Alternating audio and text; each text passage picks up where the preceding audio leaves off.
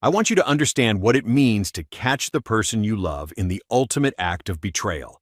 My name is Robert Jensen, and I'm 35 years old. I spent 15 years in Delta Force, 3 tours in Afghanistan, 2 in Iraq, operations in 7 other countries I can't name. I've survived firefights that should have killed me. I've led men through hell itself. But nothing, absolutely nothing, prepared me for walking into my own home at 2 a.m. and finding my wife Rochelle in our bed with a leather-clad biker named Vince Parker. The rage that consumed me in that moment wasn't the controlled anger I'd learned in combat. This was primal.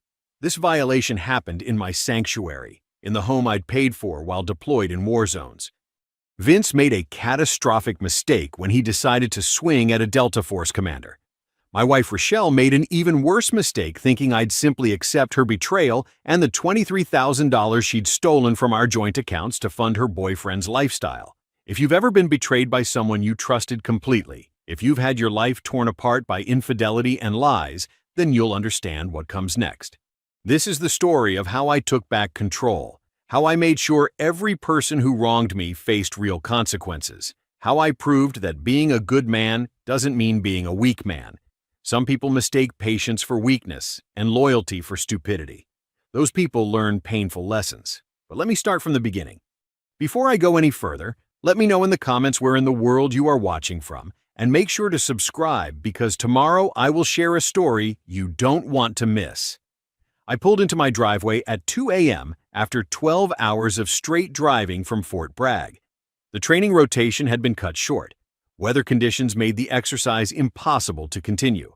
Most of the guys were pissed about losing 3 days of training time. Me? I was just thinking about surprising Rochelle, maybe taking her out for breakfast in the morning, spending some actual time together before I had to report back. That's when I noticed the Harley parked near our garage. Custom chrome gleaming under the streetlight, elaborate paint job, the whole 9 yards. I didn't recognize it. Rochelle hadn't mentioned any visitors, and it was 2 a.m., way too late for a social call. My instincts went on high alert immediately. 15 years in Delta Force teaches you to read situations fast. Something was wrong. I killed the engine and stepped out of my truck quietly. The house was dark except for a faint glow coming from upstairs, from our bedroom. I entered through the side door using the tactical silence that had kept me alive in hostile territory for over a decade. No rushed movements, no noise, just smooth progression through my own home like I was clearing a building in Kandahar. The stairs didn't creak. I'd learned which boards to avoid years ago. When I reached our bedroom doorway, I saw exactly what some part of me had already processed the moment I spotted that motorcycle. Rochelle was in our bed with a man I'd never seen before. Massive guy, maybe 6'4", covered in tattoos, thick beard, leather vest hanging on my bedside chair. They were so wrapped up in each other they didn't even notice me standing there. I flipped on the lights. Rochelle screamed. The biker jumped up, scrambling for his jeans like his life depended on it. I just stood in the doorway, completely calm on the outside while my mind calculated a dozen different ways to end this situation. "Robert," Rochelle gasped, clutching our sheets to her chest. "You're not supposed to be home until Friday," I finished for her. "I know. Surprise." The biker, I'd learn his name was Vince Parker soon enough, had his pants on now and was puffing out his chest like that was supposed to intimidate me. "Who the hell are you?" I almost laughed. "I'm the guy who pays for that bed you were just defiling. I'm the husband. You've got about 30 seconds to get dressed and get out of my house before this gets ugly." Rochelle found her voice then. Instead of apologizing, instead of showing even a shred of remorse, she went on the attack. "You're never here, Robert. I'm alone all the time while you're off playing soldier. What did you expect?" Playing soldier. Those 2 words hit me like a physical blow, but I channeled that hurt straight into cold fury. "I've been defending this country for 15 years, Rochelle. I've missed birthdays, anniversaries, holidays, all so you could sleep safely in that bed. And this is what you do with that safety?" Vince stepped toward me, trying to look threatening. "Look, man, maybe if you took care of your woman properly, she wouldn't need someone else." That was his first mistake, thinking words were going to escalate this. His second mistake came next. He swung at me. I saw it coming from a mile away, a wide, telegraphed right hook that would have gotten him killed in about 15 different countries I've operated in. I sidestepped effortlessly, caught his arm, and used his own momentum to drive him face first into the wall. Before he could process what happened, I had him in a control hold, his arm twisted behind his back at an angle that put him on his tiptoes, gasping in pain. "Let him go!" Rochelle shrieked. "Here's what's going to happen," I said calmly, applying just enough pressure to make Vince whimper. "You're going to get dressed, get on your little motorcycle, and disappear. If I ever see you near my house, near my wife, near anything that belongs to me again, I will make you regret the day you were born. Are we clear? You're breaking my arm, man." "I'm not. But I can if you'd like a demonstration." I applied a fraction more pressure and he yelped. "Are we clear?" "Yes, yes, we're clear." I released him. He stumbled toward his clothes, all that bravado completely shattered. He couldn't get dressed fast enough, fumbling with his shirt and boots while Rochelle watched in stunned silence. "Wait," she said as Vince headed for the door. "Vince, don't leave me here with him." Vince didn't even look back. He practically ran down the stairs and out the door. 30 seconds later, I heard his Harley roar to life and fade into the distance. Now it was just Rochelle and me. "How long?" I asked. She wrapped herself in a robe, still defiant. "Does it matter?" "Humor me." 6 months. I met him at a bar in town. He's part of the Iron Riders Motorcycle Club. He treats me like I matter, Robert. He makes me feel alive. He's a biker who saw an easy mark, I said flatly. "Let me guess, you've been giving him money too?" The way her face changed told me everything. He needed help with some things. "How much?" "That's none of your business." "Everything in this house is my business, Rochelle. The mortgage I pay, the car in the garage I bought you, the credit cards in both our names. How?" "Much." She looked away. 20,000, maybe a little more.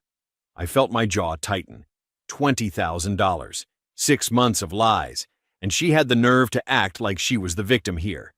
Do you know what that kind of betrayal does to a person? When someone you've trusted with your entire life decides you're not worth basic honesty? "Here's what's going to happen," I said, my voice deadly calm. "Tomorrow morning, you're going to pack whatever you can fit in your car. You're going to leave this house, and you're going to find somewhere else to live. I'm filing for divorce, and I'm going to make sure every detail of your affair, including the money you stole from our joint accounts to give to your boyfriend, is documented in the proceedings.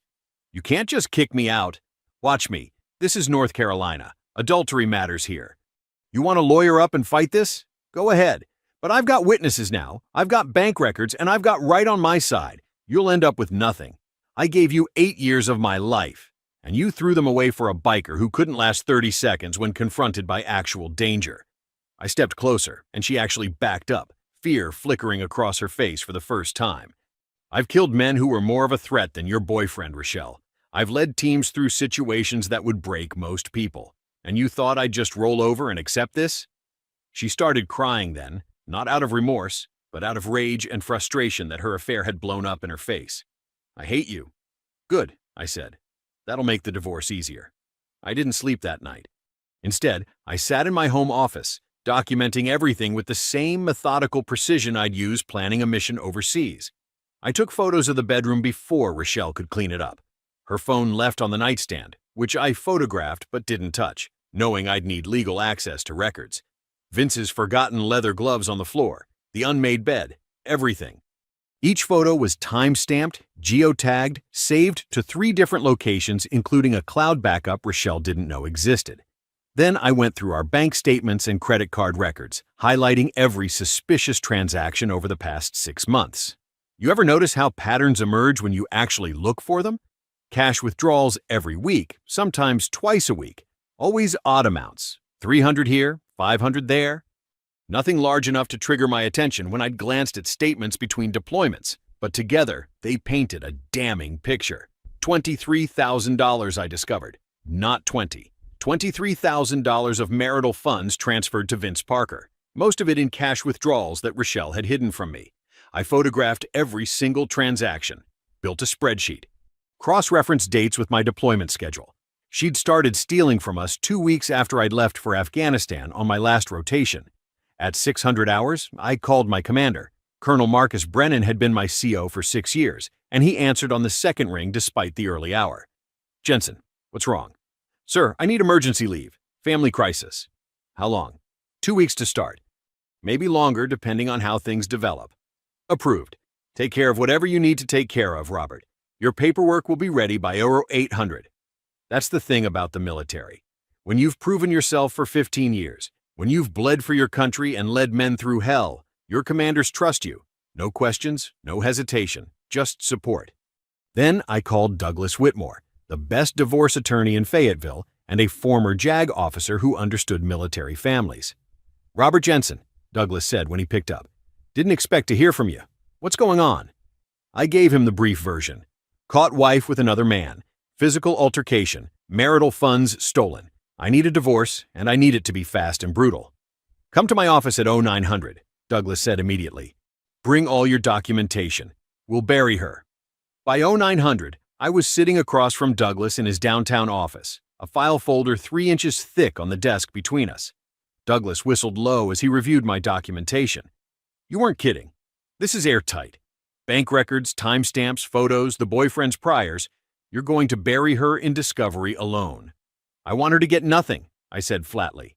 "The house is mine. I bought it before we were married. I want every penny of the marital funds she stole recovered, and I want this done fast." "North Carolina requires a year of separation before divorce," Douglas cautioned. "But we can file immediately based on adultery, which affects alimony and property division. With this evidence, she won't get a dime in spousal support. As for the money she gave to her boyfriend," he smiled grimly, "we can pursue that as dissipation of marital assets. She'll have to pay you back." "Good. Do it." "There's one more thing," Douglas said. "The boyfriend. Vince Parker, you said? What do you know about him?" "Just that he's Iron Riders Motorcycle Club and he's got priors." "Why?" "Because guys like that don't take rejection well. If he's been bleeding your wife for money and now that revenue stream is ending, he might cause problems. Be careful." I almost laughed. "Douglas, I've dealt with insurgents, warlords, and terrorists. I think I can handle one pissed-off biker." "I'm sure you can. Just do it legally this time." By the time I got home at 1100, Rochelle was gone. She'd taken her clothes, some photos, and, oddly, the coffee maker. Fine. I didn't drink enough coffee to justify a fancy machine anyway. She'd left the wedding album on the kitchen counter, though, a petty little statement that wasn't as hurtful as she probably hoped. I threw it in the trash and called a locksmith. 3 days later, I was in the garage working on my truck when 2 motorcycles pulled into my driveway. I grabbed a shop rag, wiped my hands, and stepped out to meet them. They killed their engines and climbed off their bikes, swagger in every step. "You Jensen?" the first one asked. Big guy, older, with gray in his beard. His patch said Sergeant at Arms. "That's right. Can I help you?" "I'm Gerald Hansen. This is Todd McKinley. We're here on behalf of our brother, Vince. You put your hands on him the other night. Your brother was in my house, in my bed, with my wife. I showed remarkable restraint. Vince says you threatened him. I told him to leave and never come back. That's not a threat.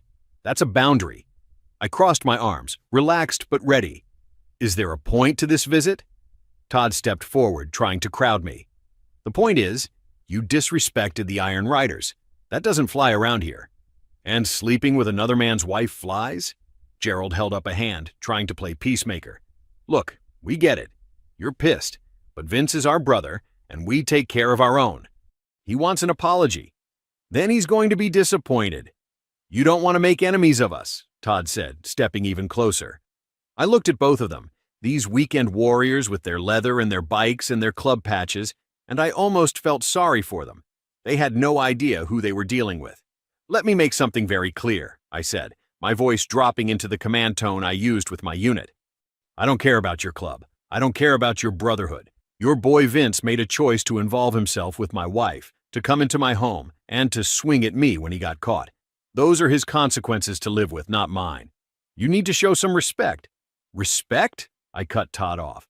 "You want to see my resume? 15 years Delta Force, 3 tours in Afghanistan, 2 in Iraq, operations in 7 other countries I can't name.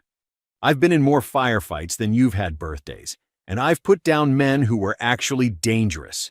So when I tell you that you don't want to escalate this situation, I'm not being dramatic. I'm being professional." The look on their faces shifted. Gerald's eyes narrowed. "You're Delta?" "Was. Still am, technically. On leave dealing with personal matters. But I can make a call right now and have half my unit here in an hour if you really want to press this." That was a bluff. Sort of. My unit wouldn't come running for a pissing match with a motorcycle club. But these guys didn't know that. Gerald held up both hands. All right, man. We're just here to talk. No need for threats. Then we're done talking. Tell Vince to move on with his life. Tell him if he or any of his club brothers come near me, my property, or my soon-to-be ex-wife again, I'll make it a legal problem for all of you. And trust me, I document everything. They climbed back on their bikes without another word. Gerald gave me a long look before he started his engine, something between respect and wariness. They rode off, and I watched until they disappeared around the corner. But I knew it wasn't over. Guys like Vince didn't take humiliation well, and the Iron Riders had a reputation in Fayetteville for being territorial and proud. I'd embarrass them, and that meant they'd either escalate or back off completely. I was betting on escalation. That evening, I drove to the home security store and spent $2,000 on a comprehensive camera system. 4 exterior cameras, motion-activated lights, and a digital recording system that backed up to the cloud. I spent the next 3 hours installing everything myself. Camera 1 covered the front door and driveway. Camera 2 watched the back door. 3 and 4 covered the side entrances and the garage. When I finished, I tested each one from my phone, watching the live feeds cycle through. Crystal clear, night vision capable, motion-triggered alerts sent directly to my device. Then I sat down at my computer and documented everything. The Iron Riders visit, Gerald Hansen's name and patch, Todd McKinley's attempt at intimidation, the veiled threats, my response, the security system installation, and why I'd felt it necessary. I sent it all to Douglas in a detailed email with the subject line, Documentation, Iron Riders MC contact, 1500 hours today. He responded within 10 minutes. Good work. Keep documenting everything. If they show up again, call the police immediately. We'll use this if we need restraining orders. I leaned back in my chair, looking at the security camera feeds on my monitor. 4 different angles of my property, all recording continuously. Whatever came next, I'd be ready. Monday morning arrived 4 days after the Iron Riders visit, and I was at the gym on base running through my usual routine: bench press, squats, deadlifts. The familiar burn in my muscles helped clear my head, gave me something to focus on besides the wreckage of my marriage. That's when my phone started exploding. I finished my set and checked the screen. 5 missed calls from Rochelle, then 6, 7. By the time I'd moved to the squat rack, it was up to 10. I ignored them all. Whatever she had to say could wait until I finished my workout. The voicemails started coming in. I didn't listen to them, but I could see them stacking up in my notifications. Desperate, probably, maybe angry. I didn't care which. Douglas had filed the divorce papers on Friday, which meant Rochelle had been officially served this morning. She was just now realizing exactly what she was facing. By the time I finished my cool-down and hit the showers, I had 15 missed calls. 15, all from Rochelle, all within 2 hours. I dried off, got dressed, and finally answered when she called for the 16th time. What? You're suing me for $23,000? Her voice was shrill, panicked. Robert, this is insane. You can't do this. Dissipation of marital assets, I said calmly, walking out to my truck. You stole from our joint accounts to give to your boyfriend. Yeah, I'm suing you for that, plus legal fees. That money was mine too. That money was ours, and you used it for an affair. North Carolina law is very clear on this, Rochelle. You're going to pay it back, plus my legal fees, plus interest. I don't have that kind of money.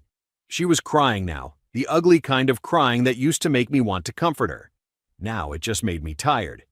Then you should have thought about that before you decided to fund Vince's lifestyle. Not my problem anymore. Robert, please. Her voice shifted, became softer, more desperate. Can't we work this out? Go to counseling or something? I made a mistake.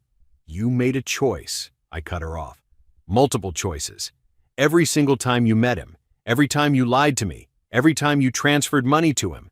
Those were all choices, Rochelle.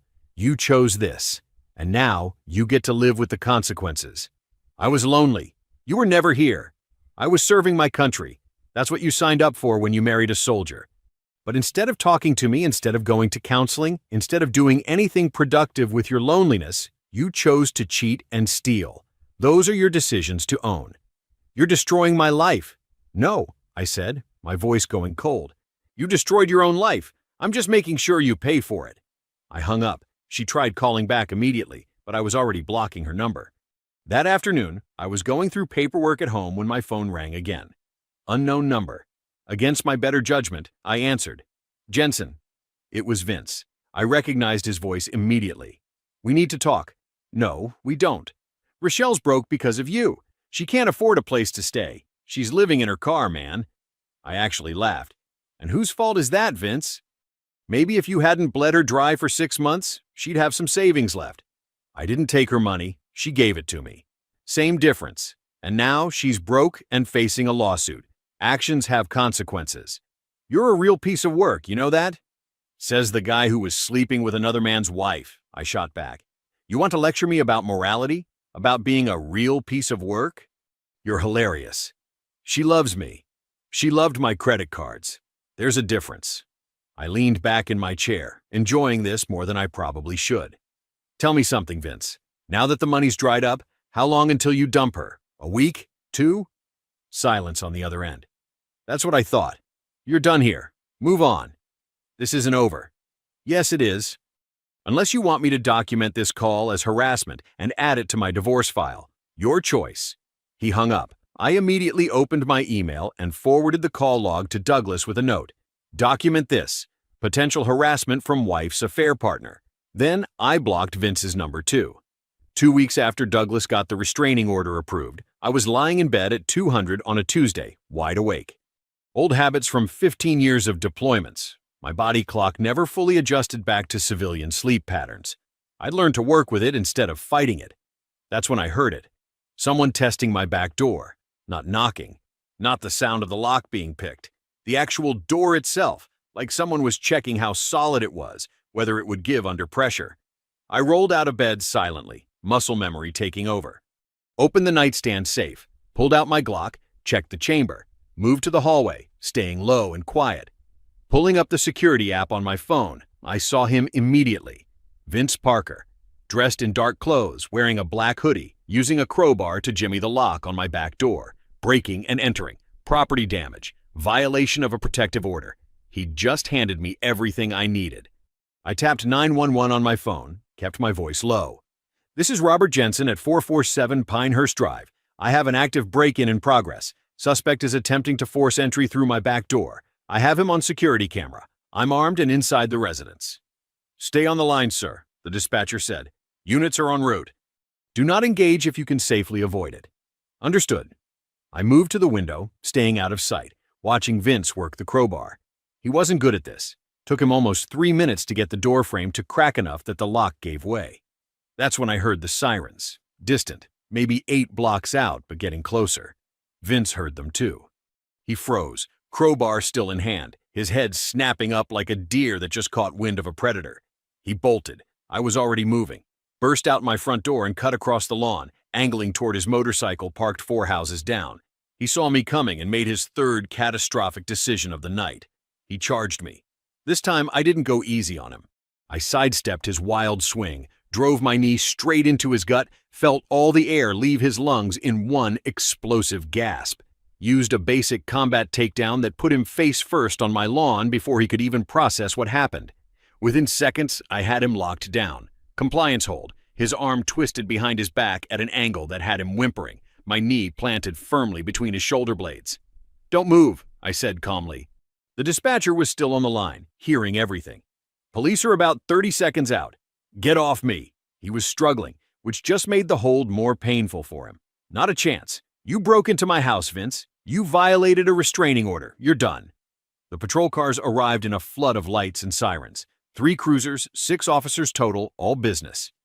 I stayed exactly where I was, one hand controlling Vince, the other holding my phone up so they could see I was the homeowner.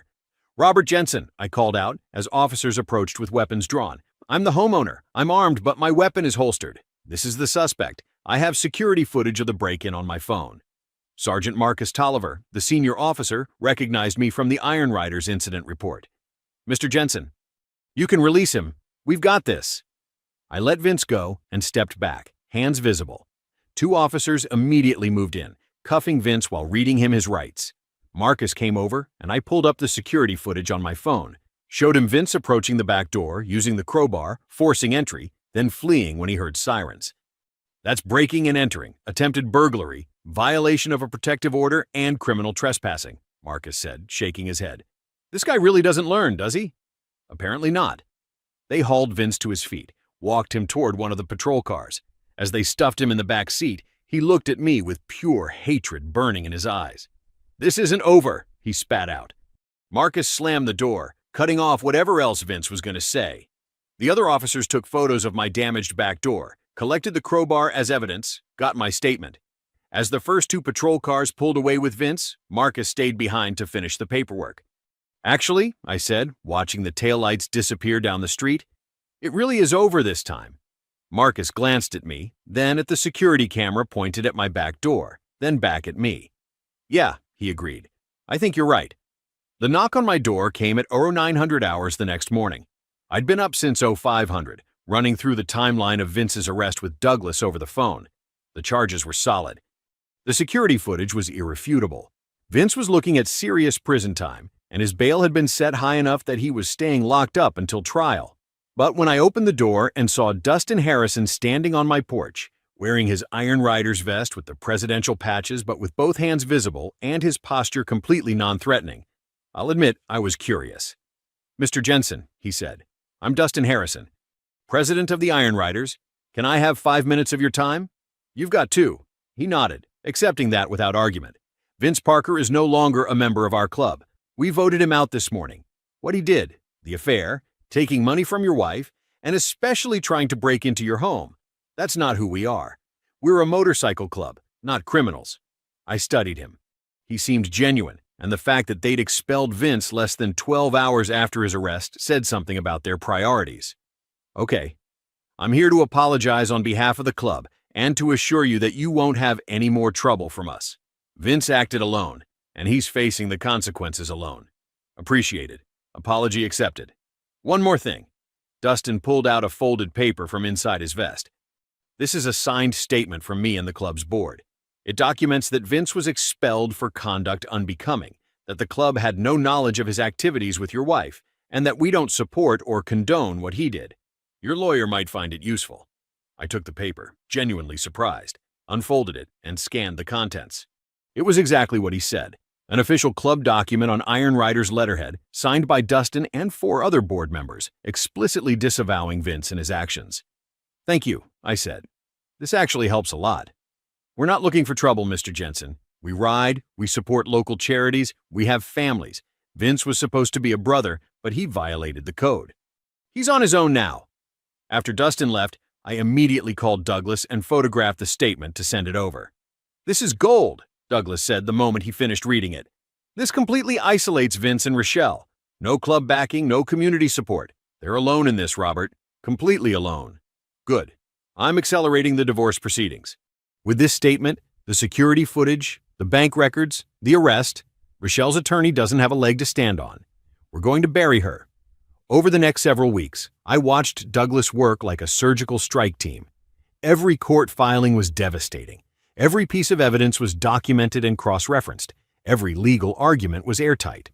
Rochelle's attorney, some overworked public defender who'd probably taken her case thinking it would be a straightforward settlement, was completely outmatched. Douglas steamrolled every objection, countered every argument, and presented such overwhelming evidence that even Rochelle's lawyer seemed to be losing faith in his own client. I sat in my living room one evening reviewing Douglas's latest court filings. The divorce hearing was scheduled for next week. Everything was lined up perfectly. The adultery evidence, the financial theft documentation, the restraining order violations, Vince's arrest, the Iron Rider's disavowal.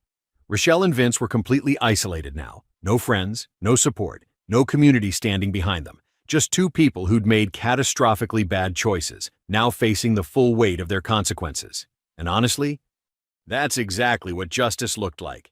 The Fayetteville courthouse was built in the 70s, all concrete and brown brick, with those narrow windows that made every room feel like a bunker.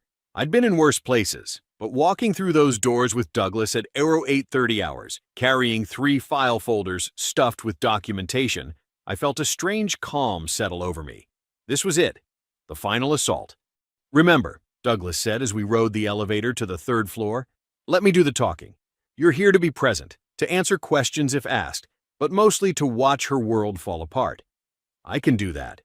Judge Jennifer Sanders's courtroom was smaller than I'd expected. Rochelle was already seated at the defendant's table with her attorney, a tired-looking public defender named Michael Torres, who couldn't have been more than 30. He had that overwhelmed expression I'd seen on young lieutenants who just realized they were outgunned and outmaneuvered. Rochelle didn't look at me when we entered. She kept her eyes down, hands folded in her lap, wearing a conservative dress that was probably borrowed. Trying to look sympathetic, I guessed. Trying to look like the victim. Judge Sanders entered at 0900 sharp. She was in her 60s, gray hair pulled back tight, with the kind of no-nonsense expression that said she'd seen every sob story and every excuse 1,000 times before. "This is the matter of Jensen versus Jensen," she said, settling into her chair. "Petitioner seeks dissolution of marriage based on adultery and requests recovery of dissipated marital assets. Mr. Whitmore, you may proceed." Douglas stood, and for the next 40 minutes, I watched him systematically dismantle Rochelle's life. He presented the bank records first, highlighting every transfer, every cash withdrawal, every dollar that had disappeared into Vince's pockets. Then came the security footage from the night I'd caught them, not the bedroom, but the hallway camera showing Vince leaving in a panic. Then the witness statements, the Iron Rider's official disavowal letter, the police reports from Vince's break-in attempt. Torres tried. I'll give him that. When Douglas finished, Torres stood and made his pitch. "Your Honor, Mrs. Jensen was a devoted wife for 8 years. She supported her husband through multiple deployments, through long absences, through the strain that military life puts on any marriage. She made a mistake, a serious mistake, but she deserves consideration. Mr. Jensen's career created hardships that—" "Mr. Torres," Judge Sanders interrupted, flipping through the evidence Douglas had submitted. "Are you seriously suggesting that military service justifies adultery?" "No, Your Honor. I'm suggesting that loneliness and— I've reviewed the financial records. Your client didn't just commit adultery. She systematically drained marital accounts to fund her affair partner's lifestyle. $23,000 over 6 months. That's not a mistake. That's theft." Torres's shoulders sagged. "Your Honor, Mrs. Jensen is willing to make restitution over time. She doesn't get to decide that. I do." Judge Sanders turned her attention to Rochelle, and I saw Rochelle shrink under that gaze. "Mrs. Jensen, stand up." Rochelle stood slowly, her hands shaking. "I've reviewed all the evidence in this case," Judge Sanders said, her voice hard as concrete. "Your conduct was reprehensible. Not only did you engage in adultery, but you also dissipated marital assets to support your affair partner. You've shown no remorse, only self-pity. Your Honor, I was lonely. I don't care." The words cracked like a whip, and Rochelle flinched. Loneliness doesn't justify betrayal or theft. Plenty of military spouses manage to remain faithful while their partners serve this country. You chose not to. I watched Rochelle's face crumble, watched the reality of her situation finally break through whatever delusion she'd been living in. "I'm granting Mr. Jensen's petition for divorce," Judge Sanders continued. "No alimony will be awarded, Mrs. Jensen. You are ordered to repay the sum of $23,000 in dissipated marital assets, plus Mr. Jensen's legal fees, which currently total $8,000. You have 6 months to begin payments, or we'll garnish your wages. Do you understand?" Rochelle collapsed back into her chair, sobbing. Torres put a hand on her shoulder, looking defeated. I felt nothing. No satisfaction, no vindication, no triumph, just emptiness. 3 months later, I sat in a different courtroom for Vince's criminal trial. The jury deliberated for less than an hour, guilty on all counts. Judge Daniel Clarkson sentenced Vince to 3 years in prison with the possibility of parole after 18 months. But before the bailiffs took Vince away, the judge leaned forward. "Mr. Parker, you made a series of catastrophically poor decisions. You involved yourself in an extramarital affair, you took money from a married woman, and when her husband discovered your activities, you attempted to burglarize his home. You showed no remorse, no accountability, and no respect for the law." Vince didn't look at me as they led him away in handcuffs. Rochelle wasn't in the gallery this time. I walked out of that courthouse into the afternoon sun, and for the first time in 6 months, I felt like I could breathe. 6 months after Rochelle moved out, I'd finally started to feel like myself again. I'd sold the old house, couldn't walk through those rooms without seeing her betrayal in every corner, and bought a smaller place about 15 minutes from Fort Bragg. 2 bedrooms, decent yard, no memories. I was painting the kitchen when my phone rang. Douglas, middle of a Tuesday afternoon. Robert, we have a problem. Rochelle filed for bankruptcy. The paintbrush stopped halfway to the wall. What does that mean for the judgment? It means the $23,000 she owes you might be discharged. Bankruptcy court can wipe out civil judgments like this. I'm filing an objection, arguing that debts incurred through fraud or willful injury shouldn't be dischargeable, but it's not guaranteed. I set the brush down carefully, forcing myself to stay calm. So she might get away with stealing from me? I'm going to fight it. But yeah, there's a chance.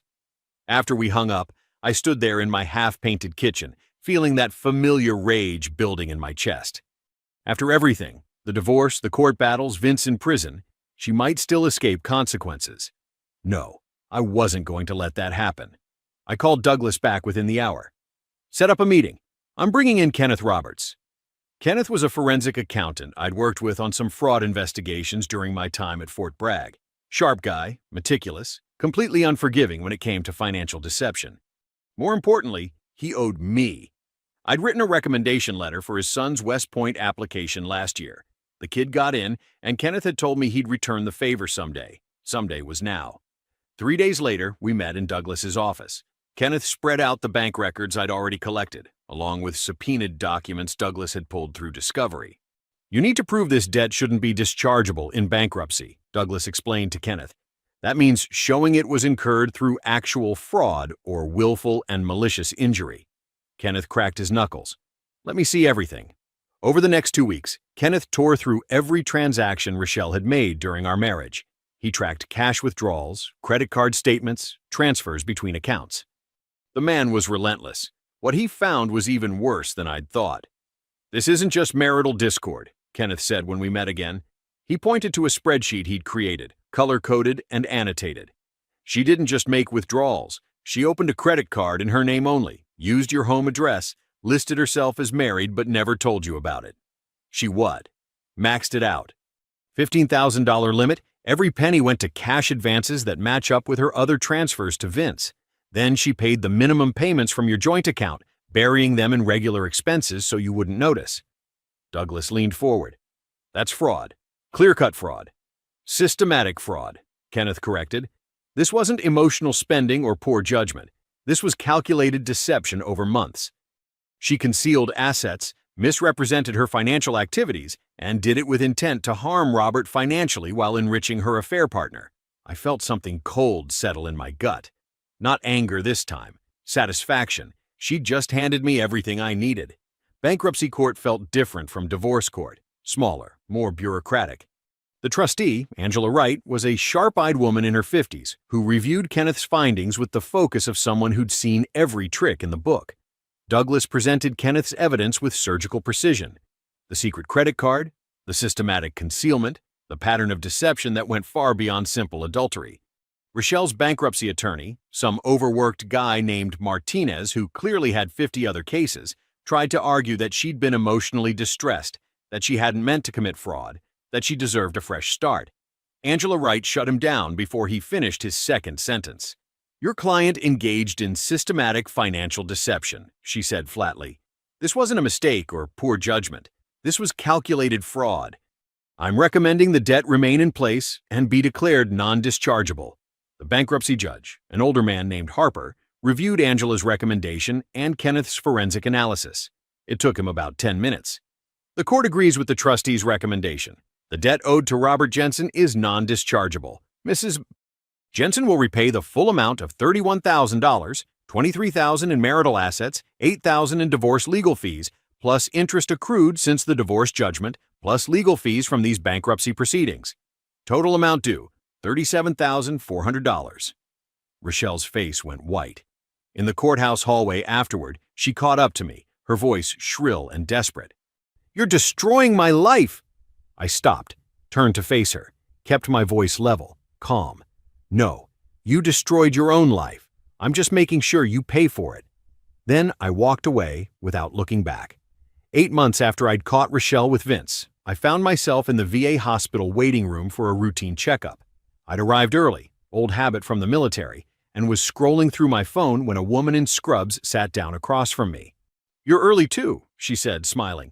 Or you're really patient. I looked up. She had dark hair pulled back in a ponytail, warm brown eyes, and the kind of genuine smile that actually reached those eyes. Her name tag read Emily Garcia, RN. Early, I admitted. 12 years of formations will do that to you. Military? Delta Force, 15 years. You? My brother's a Marine. Third deployment right now, actually. She glanced at her watch. I'm on break. You mind if I sit here? The break room's packed. Go ahead. We ended up talking for an hour. She missed her appointment break entirely, but didn't seem to care. We talked about military life, about the strain deployments put on families, about the things civilians never quite understood. She got it, really got it, in a way Rochelle never had. You said was Delta Force, Emily pointed out. Past tense? Transitioning to a training role now. Fewer deployments, more time at home. I'm done with the overseas part. That must be an adjustment. It is. I met her eyes. But it's time. I've done my part over there. Now I want to build something here. She smiled again, and something in my chest loosened just slightly. We started dating casually after that. Coffee at first, then dinner, then weekends. Emily was different from Rochelle in every way that mattered. She was honest, brutally so sometimes, direct, self-sufficient. She had her own career, her own life, her own everything. She never asked me for money, never complained when I had late training sessions, never made me feel guilty for the career I'd chosen. She just asked for my time and my attention. That was it. 3 months in, we met for dinner at a small Italian place near base.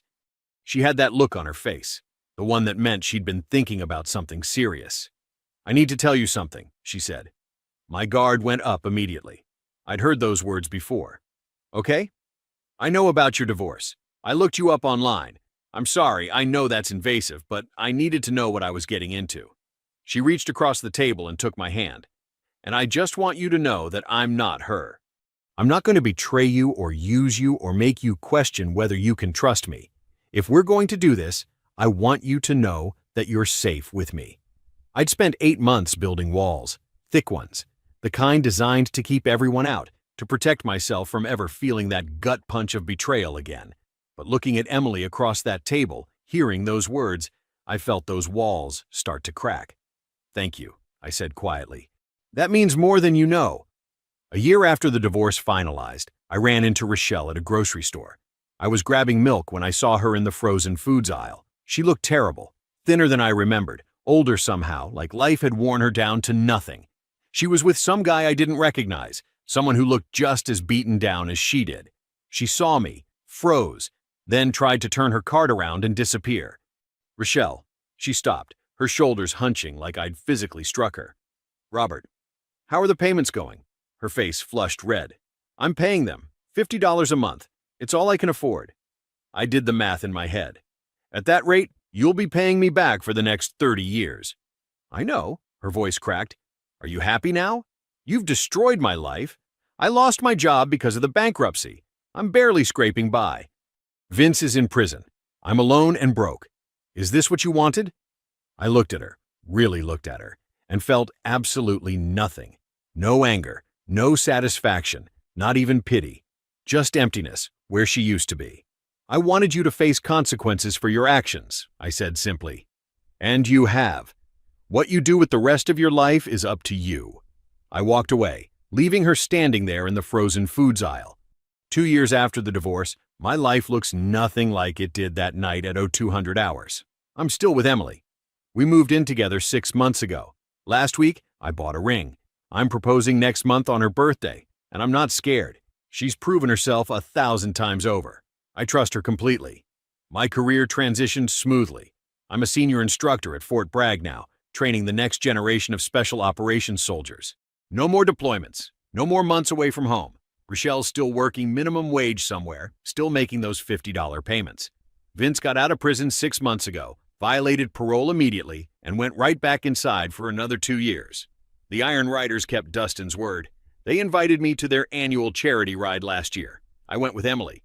Turns out most of them are decent guys who just like motorcycles. That night, Emily asked me if I had any regrets about how I'd handled everything. Not a single one, I told her honestly. I gave Rochelle 8 years of loyalty. She threw it away. When I found out, I fought back, and I made sure there were consequences. That's not revenge, Emily said. That's justice. Maybe it's both, I admitted. But I'm okay with that, because I defended my home with the same precision and ruthlessness I'd use on any mission, and I won. I believe stories such as this find us for a reason. If this one touches you, please subscribe. I share a new one every day. In the meantime, there are 2 stories on the screen that are even better.